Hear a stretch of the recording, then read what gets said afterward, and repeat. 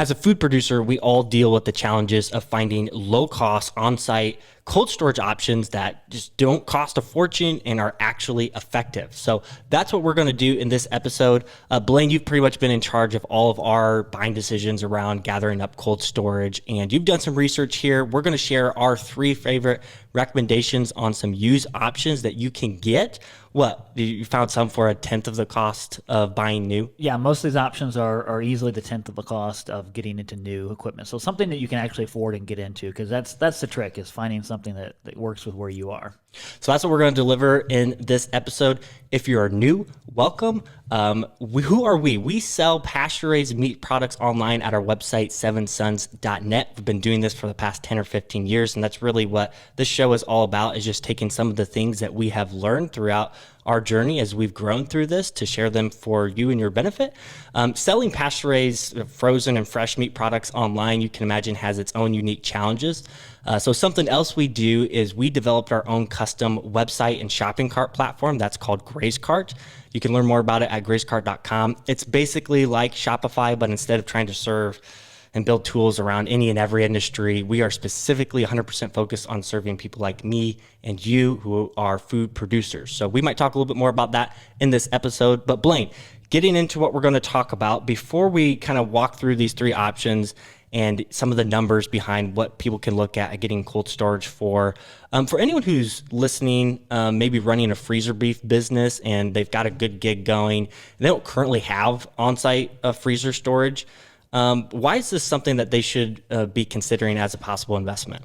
Well, it really does expand the opportunities to grow your business, Brooks. We have always looked at freezer storage as a growth tool. Like, it's a tool to help us serve our customers better. So, and that's the advantage of a freezer beef program, Brooks, is that you rely upon your processor's cold storage facility for your customers to go pick up at. But the problem with that is you have limited seasonality. So your seasonality is limited. You're relying upon your processor to handle your customers when they show up and pick it up.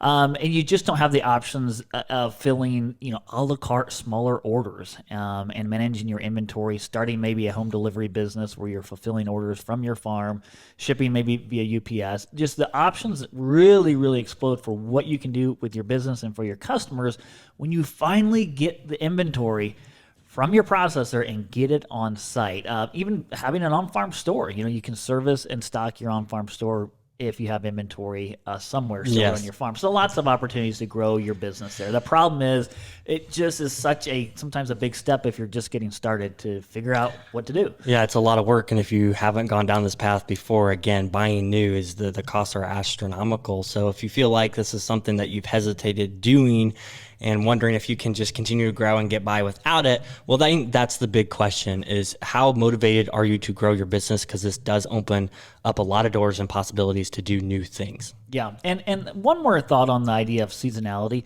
Brooks, one way we used to address seasonality of our grass-fed beef product was to finish beef cattle all months of the year, even in the wintertime. And in the wintertime, sometimes we were feeding hay at the cost of, it costs $300 or $400 a month to finish, 4 animals out, live animals and to finish them in the wintertime.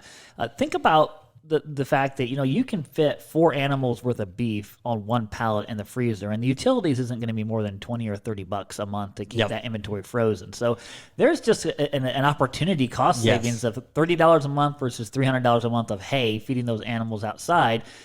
Think that through, the opportunity not only for expanding your business, but also being more efficient. So this is a pitfall to avoid, and we see happen often. It happened to us too, is you get into that mode of wanting to grow and expand your business, but yet, not having the capital to think that you can, it's worthwhile to invest in on-site cold storage. But when you actually run the numbers, there is an opportunity savings here, depending on what you're trying to do. If you have a small business, how much you're growing on your land, your freezer beef customers are taking care of all of that, and you don't have goals to grow, that's a different story here. But if you're trying to grow, you can actually work against yourself if you put off this investment for too long. So you want to just jump into literally? I just kind of made notes, Brooks, on the different options that we've used and that I've seen a few other farms use very cost effectively. Yeah, yep. And I think looking at these, you kind of looks like you prioritize them based on kind of if you're just getting started, what are the lowest cost options to maybe something that's a little bit more expensive but more reliable and effective. Yeah. So the very first like walk-in freezer that we had, Brooks. Well, I'll back up. The very first on-site cold storage we had was appliance freezers, like chest freezers and upright freezers. So Yeah. that's Easy the way place to where get I think started. everyone starts there, and there's nothing wrong with that. And we probably had 10 to 15 of those freezers sitting around. Probably a room the size that we're in right now, just Yeah. lined all the walls. We had a center packing table, and it worked. Yeah, it worked. And so, but our first kind of upgrade beyond that was this old ice cream box. I think we found it at an auction for, I don't know, I think it was like $700. And, but you know, it was a box that came off a ice cream delivery truck. So it had doors along the side of it. And so we literally just set that inside of our old equipment shed next to where all the other freezers were sitting, the appliance freezers. And we purchased a new refrigeration system for it. And back then, I think we didn't pay much more than $1,300 for it. And it took about maybe $1,000 to have someone wire it up. So, you know, with right there between that $2,000 or $3,000, we had, you know, I think it was an 8-foot wide box by 18-foot long. So we had roughly 1,000, you know, cubic foot of freezer space for a very reasonable price. So, and that's how I always compare the cost of freezer space, Brooks, is the cubic foot is what I'm always comparing there. So with that, so I call that the cash strapped ice cream box method, but you know, it can be any type of box. Any reefer box that would come off a truck or a trailer is what you can do. You can use those. And I've seen many farms do that. And for us, it cost us right around $3 per cubic foot. You know, which is far better because new options are easily beyond that $30 per cubic foot. So not too bad. You want to make sure that whatever box you're setting up has a walk door on it, right? Not a roll up door in the back or a big swinging door in the back. You're going to lose so much efficiency. Yes, exactly. Something we had to do is we had to put some heat tape around the seal so they didn't freeze shut. So yeah, just, you know, it's a little bit of a pain to get set up. You've got to find someone to haul that box in. You got to get it set. And you got to get with a refrigeration company to get you set up. Yeah, properly. but again, if you're early stage in your business, you're willing to put in the extra effort that it takes to get something like this set up. I mean, $3 a cubic foot, very, very low cost and affordable. And it's mobile. You can move it around, in which we moved that box around probably 5 different times as our kind of setup changed. Yeah, I think you know, one disadvantage is no pallet door on something like this, especially if you're talking about a walk-in door. But again, if you're early stages, you're not really dealing with pallets in, pallets out, not an issue. Not great for pallets and not great for dollies either. Most of those boxes kind of set up off the ground a little bit, and you really got to heave that dolly up and down, you know, maybe a foot even of space there. A lot of times the door's kind of short, so you can bump your head. It's not ergonomically, ease of use, not great, but for the cost, it gets you going. It got us going. So the next thing that and we never had one of these, but the option number 2, Brooks, would be what's called a freezer container. I've heard other people refer to them as seed containers because I know they're used for seed. But think of a container that you would see, you know, at a port or at a barge, except these container boxes are specifically designed to be, you know, a cooler or a freezer from the point in which they were, you know, actually manufactured. So they're pretty efficient, and I've seen this used a lot of different places. We were down at White Oak Pastures. They had 3 or 4 freezer containers that they were using. Paul and Gabe Brown used freezer containers. I know we've had a couple processors that have used them, so they're proving. Grateful Grays of Illinois, I know, has used them. So I don't think I've really seen this in action in person. What are the doors then like for something like this? Sometimes they're like a trifold swinging door, which is better than like 2 wide folding doors. So like it breaks in the middle, you're saying? Yes, exactly. And that's actually, I think, one of the bigger disadvantages to these freezer containers is the doors. Again, not great for ease of use. Usually they are bigger doors.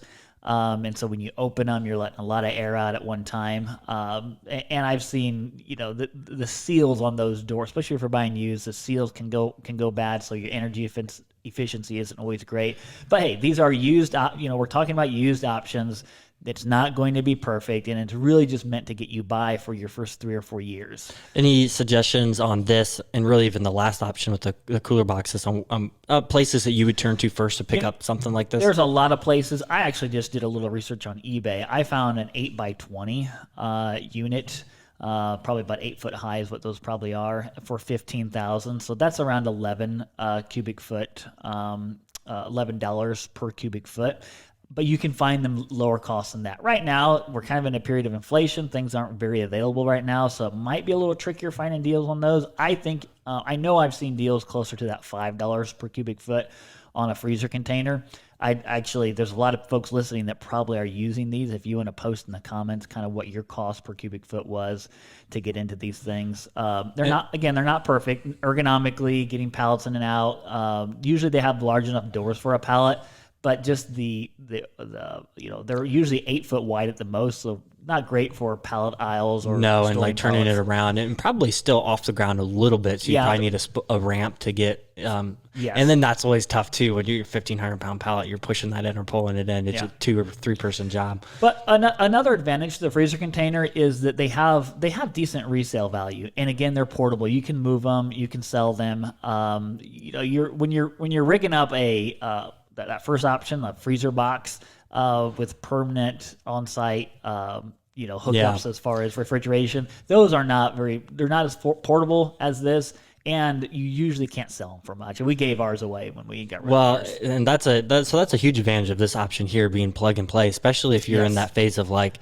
again, you're hesitant and you're just worried about the capital risk and investments that you're making in the business. Like if it's got a good turnaround resale value and effort to do that, it's not stationary, then there's an advantage there. Yeah, so these are proven. They've been proven by many farms that we know and that use Grace carts. So probably a 20-foot and a 40-foot option then. Yeah, that's typically. Like I'm sure there's containers. some 35s in there too, but it's typically an 8 foot wide by 20. So again, you're limited on your dimensions. So that's where the third option I'm going to talk about, Brooks, and this was actually one of the early options we went with, was a used panel box. So this is the most typical type of walk-in freezer or cooler that you'll see in a restaurant, in a food warehouse, or a food kitchen. They're just, they're these usually 8 foot panels by 4 foot wide, and it's like building a 3D puzzle, putting them together like a puzzle. So you can find panel boxes used for decent prices. By the time we purchased our first, this would have been 10 years ago probably, when we found our first panel box. It was a 20 by 25 unit.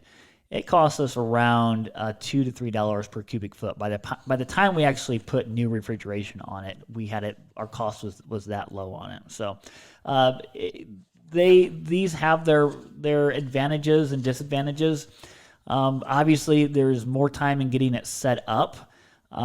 You've got to get it assembled, so it's not as plug and play. Yeah, so more of an investment when you're confident that this is something that, again, you just have a higher level of confidence, because the resale value and that just the sheer effort to assemble these things, take them down.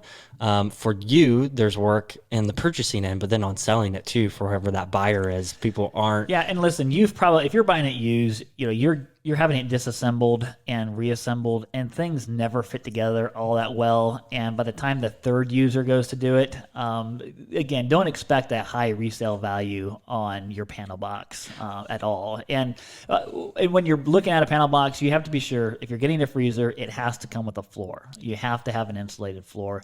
And that sometimes ends up being, something hard to find used with a floor. Yeah, so probably a big advantage here is the selection of probably what you can find on the market. I would assume, just because this is getting used in the food service world so often, you're probably going to find quite a few solutions out there. So less work to find what you're looking for in a crunch. But another thing, though, that I really like about the seed containers or freezer containers is, I'm assuming most people are just storing those outside, maybe on, just outside, so they're not having to use internal square footage inside of a building. So you're able to free up a lot more space, working space inside. Right, exactly. Yeah. So those any of those units that we talked about before that are modular, they're meant to be outdoors. One caveat I'll add, though, Brooks, is it's not very convenient if it's set too far away from where your packing area Yeah. is. So you're walking outside on a rainy, wet, muddy day, and you're trying to run. So a don't dolly just back. put it anywhere. It's worth the time and effort to build a pad up next to the building, cut a door out of the building even. That's what's as an ideal option. is to just kind of put it next to the barn so that you're inside and you can still enter, one of these units from the outs or from the inside of your building.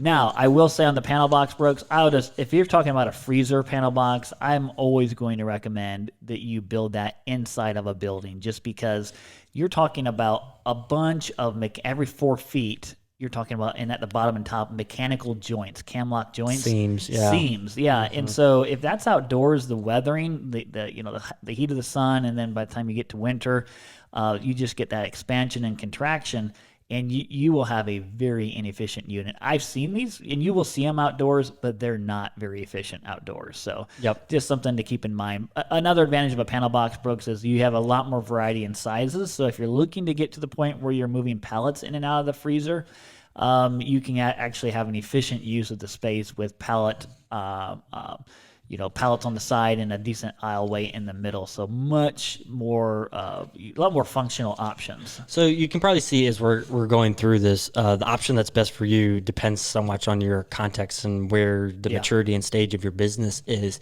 Again, if you're not moving the volumes that you feel like you have that strong need of, lots of pallets coming in and out, not a big deal. One of the first 2 options is probably a better fit for you.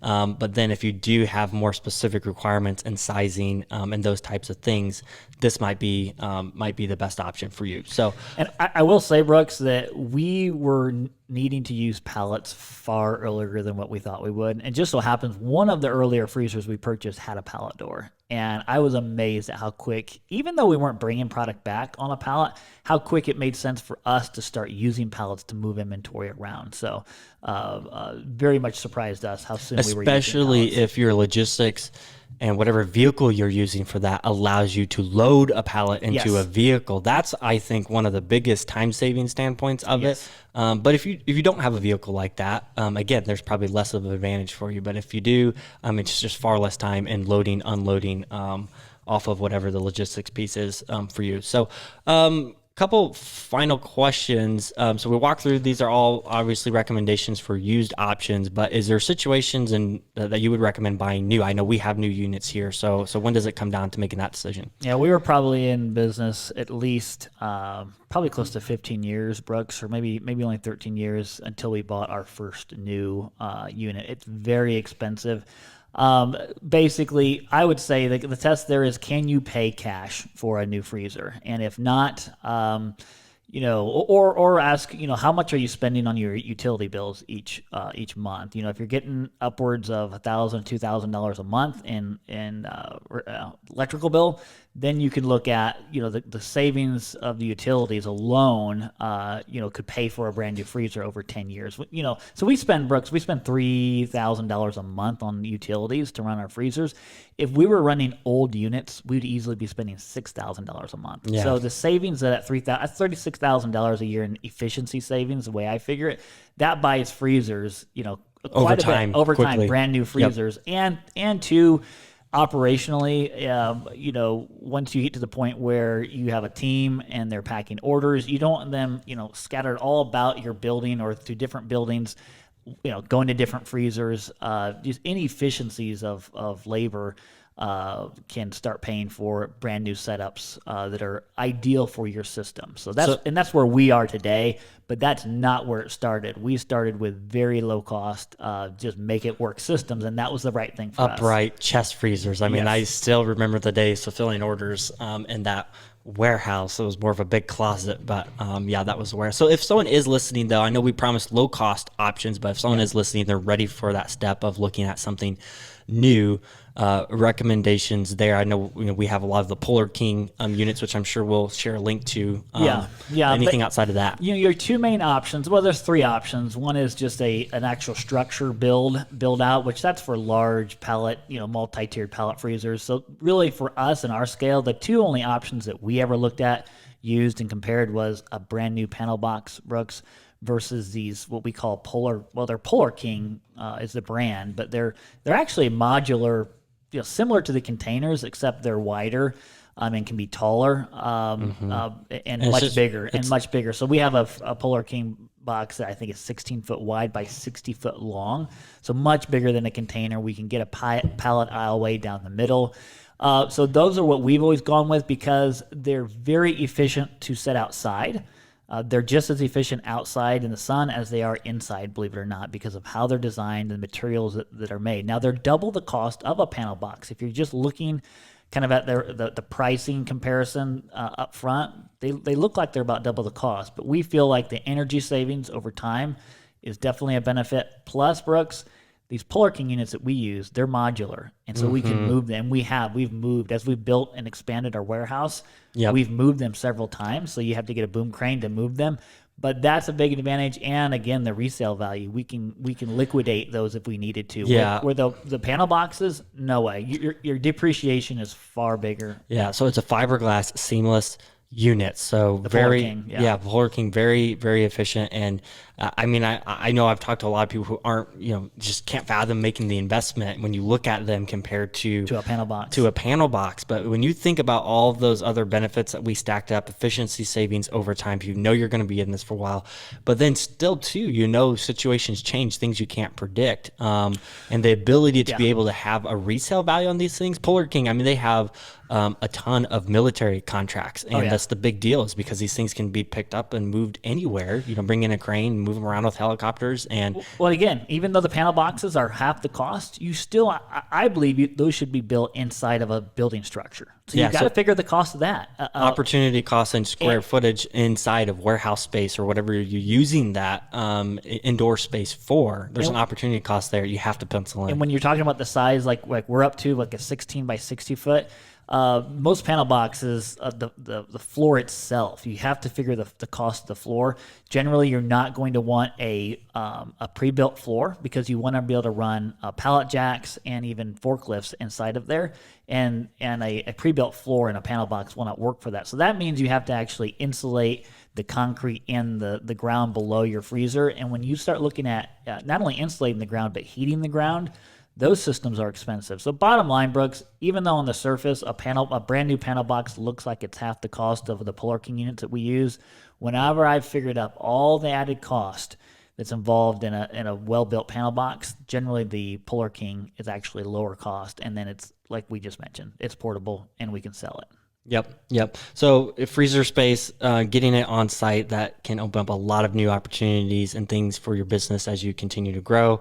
So we've walked through several options here. We'll, I'm sure, gather up a handful of resources to share below as well. We want to hear from you in the comments. Tell us what your situation has been, what you like about your cold storage option, what you don't like, to share some of those disadvantages for anyone who is in the middle of trying to make this buying decision right now. So, and what did we leave out? If we left out some options, things that you've done, share that in the comments. Exactly. Share that with us. Any final thoughts? I would say, again, would you put the pencil to the opportunity?